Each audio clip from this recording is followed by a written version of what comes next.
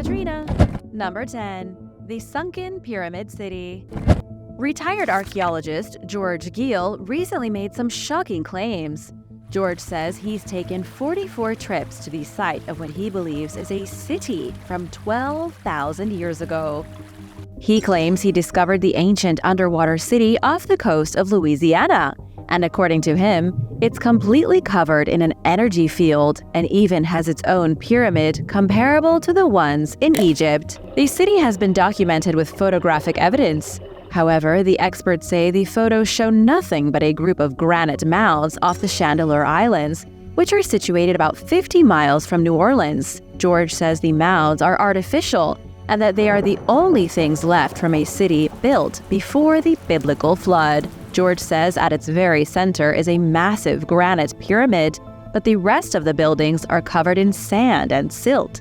The uncomfortable truth is that the granite masses beneath Chandeleur Sound have been a topic of discussion for years. Granite isn't typically found in Louisiana or Mississippi. The granite mounds that George claims are the sunken buildings of a city shouldn't naturally be in the area. George thinks they were floated down the Mississippi River and assembled outside New Orleans by a highly advanced civilization. To explain the mysterious granite in Louisiana, scientists from Texas A&M University conducted a study in the late 1980s. They found that the granite was likely from various shipwrecks. Old vessels that sank off the coast carrying huge loads of stone must have lost their cargo. And all these years later, the mounds of granite look like the ruins of ancient temples and pyramids. What do you think? Let me know in the comments. And now for number 9. But first, I want to give a big shout out to Scale Model Snail and Romeo Joseph. Thanks so much for watching and supporting Origins Explained. If you are new here, be sure to subscribe and join the family. Number 9. The City of the Olmec. The rise of civilization in Mesoamerica has long been a mystery to scientists. Everybody knows about the Maya and the Aztec, but very few know about the Toltec and the Zapotec. But who was the original civilization in North America? Just like Mesopotamia had Sumer, surely Mesoamerica had a first civilization. The first truly advanced human society in North America was likely the Olmec. Historians refer to them as the mother culture. They emerged in the Mexican states of Tabasco and Veracruz around 4,000 years ago. They first rose to power in 1800 BC in the legendary city of San Lorenzo Tenochtitlan. And amazingly, this may have been the first complex city developed in the entire Western Hemisphere. The site for the city was chosen with great purpose. The builders picked a plateau with sweeping views of the region. The elite members of society were allowed to dwell in massive houses on raised clay platforms. They lorded over the peasants who lived in the farmlands below. But only about 120 feet beneath the plateau where the elites lived stood the houses of the middle class. Then, sweeping away into the distance, were the farms of the serfs.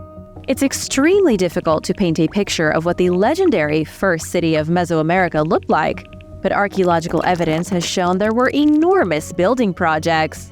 The Olmec controlled a vast training network and brought exotic supplies from all over Mexico into the city. They used these supplies and raw materials to craft giant statues and megalithic buildings. Then, around the 10th century BC, the Olmec started to decline. Researchers don't know exactly what happened to them, only that they completely vanished, leaving their great city of San Lorenzo Tenochtitlan in the hands of Mother Nature. Number 8. The City of the Five Empires. Pataliputra is a vast ruin at the foothills of the Himalayas in northeast India. It's a great city from Indian legend because it witnessed a whopping 1,500 years of history. It was founded during the lifetime of the Buddha himself and was used as the capital of 5 Indian empires. The city grew into the most impressive center of culture for hundreds of miles in any direction. And researchers believe that in the 3rd century BC, during the Maurya Empire, Pataliputra was the largest city on the globe. It's not the oldest city in India, and it's certainly not the biggest today, but its importance throughout history is unsurpassed. Buddhist sources say the city was built near the end of the Buddha's life, about 460 BC, And in 345 BC, the Nanda Empire overthrew the Shishunnaga Empire to take control of the city. Then the Nanda were overthrown by Chandragupta Maurya in 322 BC. This went on until the Suri Empire built the city of Patna over the ruins of Pataliputra in 1537. Most of the original city was destroyed in the 12th century, and archaeologists discovered some scraps of the city in 1892. But sadly, there wasn't much left. These days, the city of the Five Empires is totally buried. It's underneath modern city streets, hidden under sewers, and completely unreachable. Number 7. Germania. Hitler had some very unusual plans for after he successfully dominated the planet in World War II. His main prerogative was to start an empire that would last for 1,000 years. Berlin was to be the capital of the world, and Hitler imagined it like ancient Babylon or the city of Rome. But Berlin needed to be more than just Berlin. So, in the mid-1920s, Hitler began to lay plans for the creation of a city called Germania. Hitler made sketches of elaborate monuments and even mentioned the total reconstruction of Germany in his manifesto Mein Kampf. Construction on Hitler's envisioned megacity started in 1938. Many people in Berlin were evicted from their homes in certain districts while whole neighborhoods were bulldozed. Work camps were built near quarries where prisoners of war and gypsies were worked to death quarrying stones, and anyone the Nazis didn't like worked themselves into the afterlife baking bricks for Hitler's envisioned megacity. Construction continued until the invasion of Poland in 1939. It resumed briefly after the defeat of France in 1940, but Hitler's brazen invasion of the Soviet Union led to a swift and miserable loss for Nazi Germany, and as a result, the city of Germania was never realized. Even if they'd finished it, Berlin was blown to pieces in 1945 during the Battle of Berlin. Number 6. Femisera. In Greek mythology, the Amazons were a mighty race of warrior women. But oddly enough, they weren't from the Amazon jungle.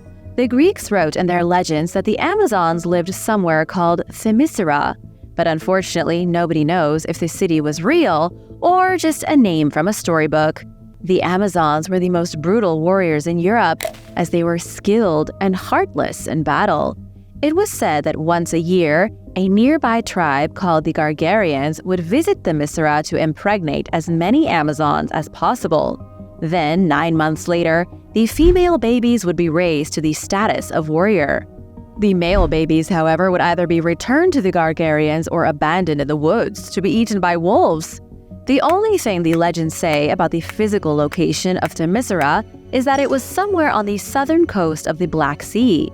That would place the Amazon warrior women as being from Ukraine. The city of Femisera is mentioned in texts going back 2,500 years. There is a very real possibility this city existed and that the warrior women were part of a real tribe. It's just unfortunate that archaeologists can't find any physical evidence. Do you believe the Amazons truly existed? Let me know your thoughts in the comments, and while you're at it, be sure to subscribe. Number 5. The Expedition to Fusang. In 499 AD, Buddhist missionary Huishen from China transcribed his account of a journey he took to the mysterious land called Fusang. The missionary claimed Fusang was a strange and fascinating place located just east of Siberia. And if the description is to be believed, the land of Fusang must be North America. The only thing east of Siberia is Alaska and Canada. So, if it's true that Buddhist missionaries were traveling to the North American continent 1,500 years ago, every history book in the country will need to be rewritten. The details of the expedition to Fusang were recorded in the Book of Liang, written in the 7th century. Huishen went by ship from China to Fusang in 458 AD and returned 40 years later. He spent 4 whole decades in the foreign land recording everything he could about the unusual people he met there. Scholars are torn on what really happened, though. Many scientists have discussed the possibility of Chinese missionaries finding America before Europeans, but they may have also discovered the Kuril Islands, the Kamchatka Peninsula, or Sakhalin Island. After all, there is no proof that Huishen ever touched the mainland. But to be fair, there were tales told 600 years earlier of other Chinese explorers discovering a great land to the east, one they also called Fusang. Number 4. Chrysi and Argire, Islands of Gold. In the 1st century AD, Pliny the Elder, a Roman naturalist, wrote about a pair of islands in the Indian Ocean called Chrysi and Argire.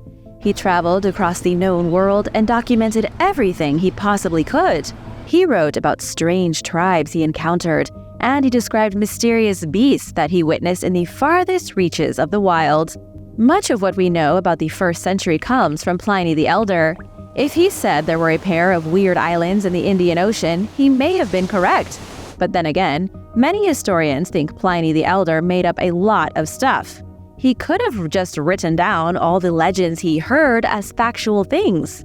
Then, in 79 AD, he died when Mount Vesuvius erupted. The islands of Chrysi and Argire are particularly fascinating because they were supposedly full of gold and silver. Pliny described the islands as being at the mouth of the Indus River, and he even said the soil on the islands was full of gold and silver flakes. Then, about 600 years after Pliny's death, another account of the islands appeared in a Latin book on natural history called Etymology, written by Isidore of Seville. Throughout the ages, people kept insisting there was a pair of islands on the Indian Ocean with gold in their soil. But the islands kept moving more and more east, and by 1492, cartographers were placing the islands closer to Japan than Europe. Sadly, they've still never officially been found, and nobody knows if they ever truly existed. Number 3. Jakbala and Abusa. In Islamic religion, the cities of Jakbala and Abusa are mentioned as being visited by the Prophet Muhammad during his night journey. The Prophet spoke to his cousin Ali ibn Abi Talib and provided a description of the great cities. The city of Jakbala is said to be in the most eastern corner of the globe. Abusa, however, is in the western corner of the world. Each city has 12,000 gates, and they are all guarded by 12,000 men. And the Prophet said the cities would be guarded forever until Judgment Day. These cities are almost definitely mythological. The Quran says these cities, one at either end of the world, are inhabited by strange creatures, neither human nor angel. And apparently, they await the end of times in their secret cities. Number 2. Bald Mountain. Lysa Hora, also called Bald Mountain, is a fantastically beautiful spot in Kiev, Ukraine. It's a popular picnic destination for a romantic summer afternoon. Or at least it was. In springtime, the trees bloom and the whole mountain is flooded with color. But Bald Mountain isn't just a place for picnicking romantics. It has a long history with witchcraft, Satanism, and murder. According to Ukrainian folklore, Lysa Hora was one of the mystical mountains upon which devil-worshipping witches would gather on the dark Sabbath. It wasn't the only mountain that drew sorceresses to it either. Ukrainian legend says witches gathered on dozens of bald mountains, joined by crows and paranormal monsters. And with their dark familiars, the witches performed mystical rites. But did witches really gather on Lysa Hora and perform pagan rituals? The answer is likely yes. Ukraine was notoriously pagan in ancient times, just like the rest of Europe prior to the spread of Christianity. And when it came to performing mystical rituals, pagans often preferred the tops of mountains. They frequently chose a high spot on a hill or plateau to commune with their spirit gods. And to this day, wooden statues of pagan deities can still be found littering the park. In 1872, the Russian army constructed a fortress on the hill. Then, between 1906 and 1917, the Russians used the fortress as a site for political executions. At least 200 people were killed at the apex of the hill. But as recently as 2018, the park was used by Roma refugees fleeing persecution. Rumor has it the hill is still visited by Satanists who continue to celebrate the dark Sabbaths. But of course, this can't be confirmed. Number 1. The Land of Tula, the Nazi homeland. In the 4th century BC, Greek explorer Pytheas arrived in Athens after returning from a long journey. And he had a story to tell. He had just traveled to a faraway land in the north where the sun never sets. He said the air and sea formed a sort of gel over the land, and all day the sun shined relentlessly. After Pytheas' journey to the mysterious land of ice and sun, a city by the name of Tula or Thule started to appear on maps. The Greeks wholeheartedly believed there was a land of eternal sunshine far in the frozen northern regions of the world. They called the city of its people Tula, and weirdly enough, Nazis believed Tula was the birthplace of the Aryan race. It sounds too crazy to be true, but Nazis from World War II really believed they were descendants of pale ice dwellers in a faraway land, a land described by a Greek explorer 2,500 years ago. There's a big problem with that belief, though, because the Aryans were a group of people from ancient Persia, and this means that Tula likely never existed at all. Archaeologists think Pytheas may not have even gone that far north. While traveling between 330 and 320 BC, he likely made it as far as Great Britain. He may have uncovered the Scottish islands of Shetland and Orkney, where the summer sun is very intense. But his tale of an unending daytime was presumably a big exaggeration. The people he met were more than likely just primitive tribesmen living in peace on the Scottish islands. Thanks for watching! Do you think any of these mythical places have a chance of being real? Let me know in the comments below. Be sure to subscribe if you haven't already, and I'll see you next time. Bye!